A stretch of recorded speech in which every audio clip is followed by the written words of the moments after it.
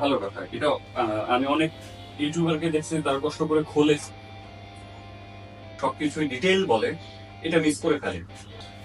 এই সাইড পার্টটা আমি অনেক ভিডিওতে দেখছি বা অনেককে বলতে শুনছি। সার্ভিসিং সেন্টারেও আমি যখন অনেক ইউটিউবারদের সার্ভিসিং সেন্টারের ভিডিওগুলো দেখি, তারা ক্লিপগুলো লকগুলোর ব্যাপারে বলে না, যেটা আমার মতো যদি কেউ পার্সোনালি বাইকের যত্ন নিতে চান, এটা খুব ইম্পর্টেন্ট জানা। আহ, এই এই সাইড কাভারটা, এটা আমি এই পাশে টেনে খুলতে পারবো না।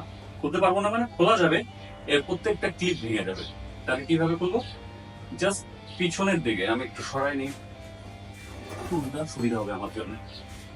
এই যে পিছনের দিকে টানলাম, আবার দেখাচ্ছে, এই যে পিছনের দিকে টানলাম, এই বের হয়ে আসলো।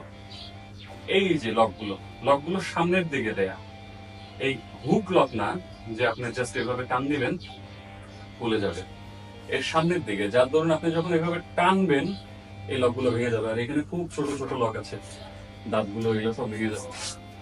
তাই যখন আমরা খুলবো আমি আবার দেখাই দিচ্ছি, এভাবে পিছনে টেনে বের হয়ে আসবে ইজিলি।